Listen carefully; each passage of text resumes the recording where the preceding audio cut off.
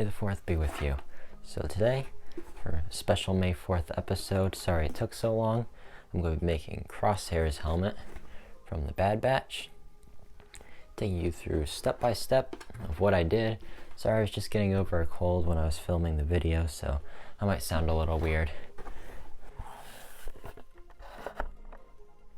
But good soldiers follow orders.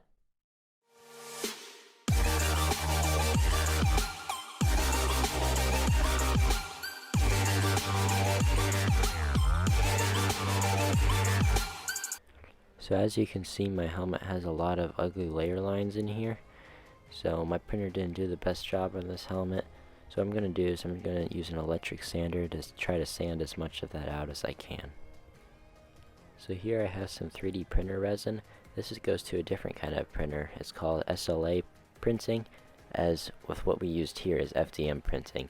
So this kind of printer uses ultraviolet light to cure the resin as it makes things. So I'm just going to wipe this all over the helmet. So here I have an ultraviolet light.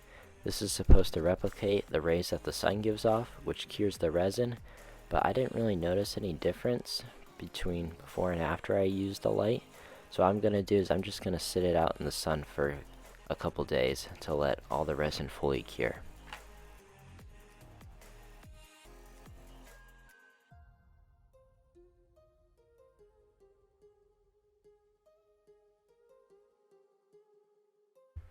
So now I have an electric sander that I'm just going to go over the whole helmet with to smooth out the resin.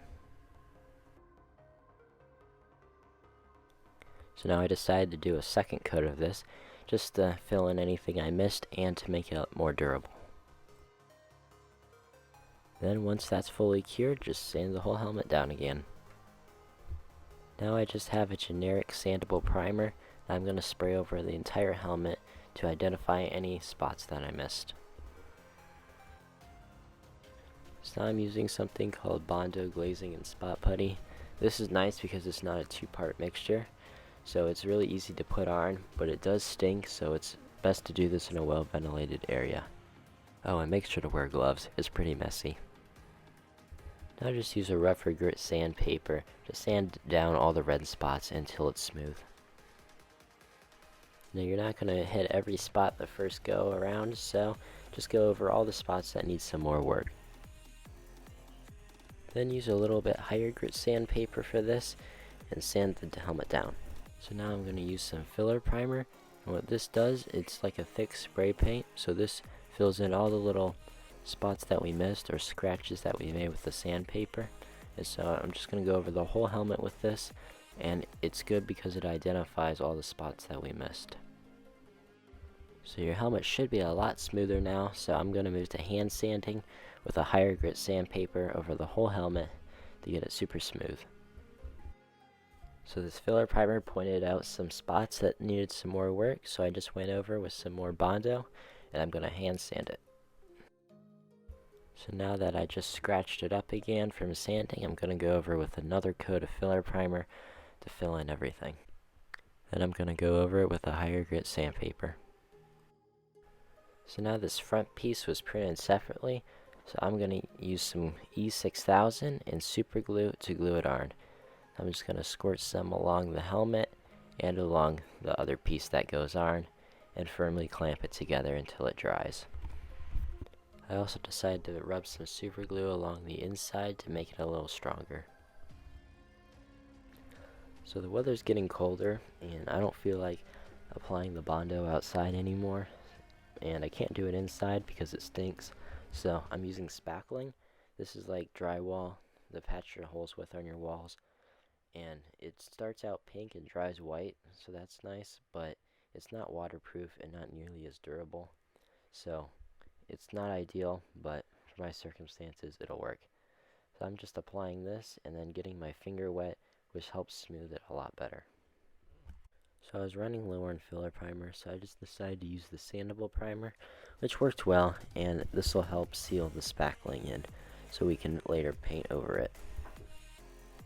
I then sanded that down till I liked how it looked. So I finally got done smoothing the helmet, so now I'm putting down the paint. Now, I didn't want to go out and buy any new spray paint. I already had a ton of it, so I did my best to match the colors I already had, but miserably failed. So if you're going to do this, either just buy the right paint or hand paint it, because this was an absolute pain. First I started with some black paint and my airbrush to try to darken it, and after many coats of this, it wasn't going quick enough, so I ended up just eventually smearing black acrylic paint on, letting it dry for a couple minutes and then wiping it off. And then I did more airbrushing and more airbrushing, and I couldn't get it to look right. So then I ended up hand painting over the whole thing, which looked amazing. Why didn't I just do this in the beginning? I don't know, but I'm glad I finally figured it out. I was using an older, cheaper brush to get more scratchiness look, more of a brushed look. If you don't want that, then you can use a nicer brush. I found this technique online where you can take toothpaste and rub it over spots where you want a chipped effect, and then after you paint over it, you can wash the toothpaste off and make it look like you have a dent in your helmet.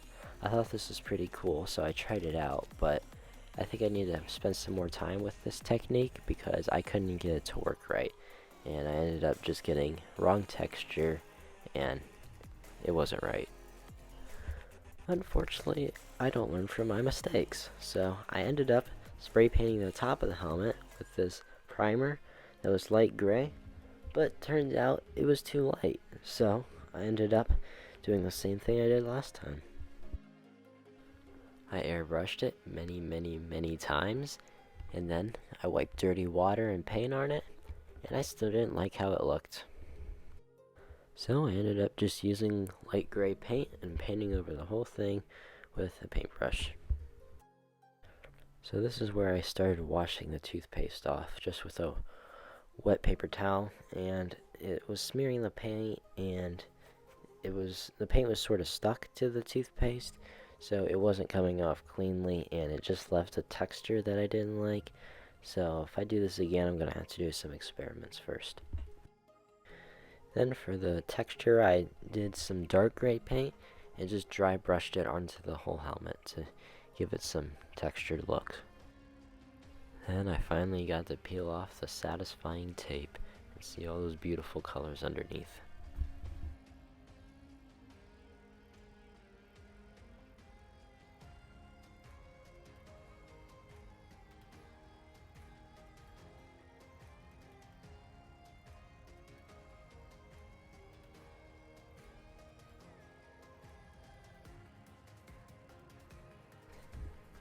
Now it's time to paint the red stripe on. But be super careful that you don't put the tape crooked, because if you do, it is the most heartbreaking thing ever, because that's what I did. And so I had to fudge it to make it a bit bigger in the back than the front to even it out a little. And it's just really annoying when that happens. So please, just take your time with this. Now I'm just going around the helmet and placing white nicks of paint wherever they show on the reference photo so I can get it as movie accurate as possible. After that, I went around with some dark gray paint and put some dark nicks wherever the reference photo showed. The helmet's really starting to come together. Now it's time to paint the white circle that goes on the front of the helmet in front of his eye. Now, be very careful taping this off, just like the red stripe, because this will be 10 times worse if you goof this up, because it's bright white right in the front, and if you don't do it exactly right, it's just awful. So be very careful placing your tape, and then once you do that, we can go over with a white paintbrush and paint in all the spots. And it's probably best to do 2 coats of this just so it's fully covered.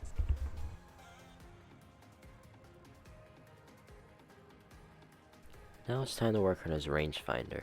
So for the clear glass part, I just printed out the first couple layers of the 3D file, but I wanted to actually see through it, so I didn't print it all the way, so I just did the part that I needed, I traced it out onto a clear piece of polycarbonate. Polycarbonate is like one of the toughest plastics, so you don't have to use this. You can use any clear plastic, but this is what I have, and it seems to work good, so that's what I'm going to use. So here I'm at the bandsaw. I'm just going to cut out the pattern that I drew along it, and then I'll sand it down. So here I'm gluing all the pieces together for the actual moving part of the rangefinder, and they have a picture that shows all the ways the parts go when you buy the files. Links in the description, so just follow the picture.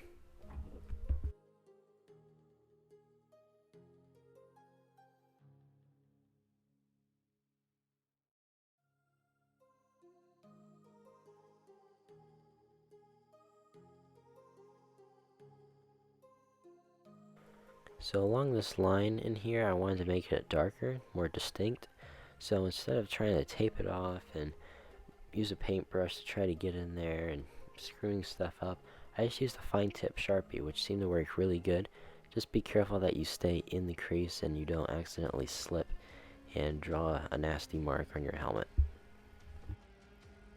In my opinion, I think that looks a lot better than it did before. So right now the helmet doesn't feel that great. It has a bit of a weird texture from all the paint and everything. So I'm using a crystal clear enamel, which is just a clear coat of spray paint, and I'm going to do 2 coats over the entire helmet. And this is going to enrich the colors a little bit, make them a little more dark and vivid, and it gives it a nice feeling. It just looks better overall. Oh, and make sure to tape off all the parts that you don't want clear coated, like the rangefinder. So to make it a little more comfortable on my head, I'm going to glue some EVA foam on the inside.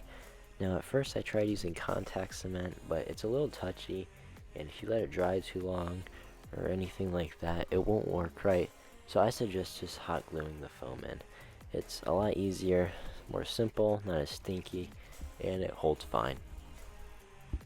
So now it's time to place the visor in. So I just cut this out from a normal tinted Hobart face shield. Links in the description.